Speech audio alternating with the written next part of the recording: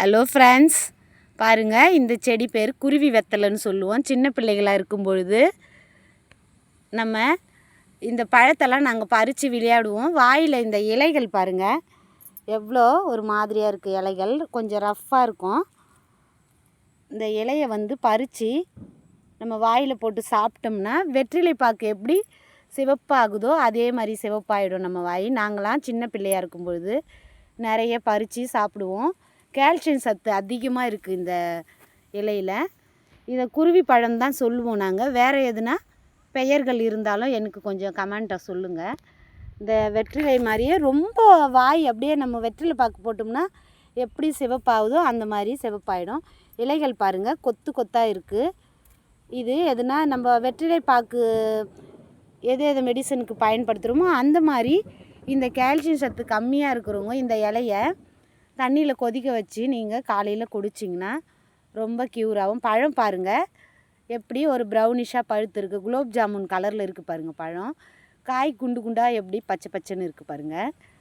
இந்த குருவி பழம் நீங்களும் சாப்பிட்ருக்கீங்களா? உங்களுக்கு இந்த அனுபவம் இருக்கா அப்படின்னு. இது பெரிய செடி பாருங்கள், எவ்வளோ பெருசாக இருக்குது. நான் இலைகள் இருக்கிற இடத்த மட்டும்தான் காமிச்சேன் உங்களுக்கு.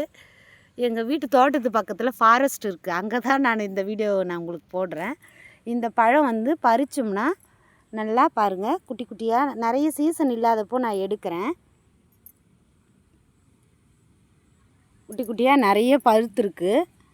தொட்டாலே பறிச்சிடலாம் அந்த அளவுக்கு பழம் பாருங்கள், குட்டி குட்டியாக.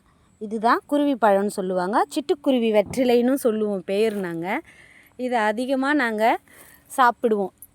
நான் நிறைய டைம் சாப்பிட்ருக்கேன். இது நஞ்சுலாம் எதுவுமே கிடையாது.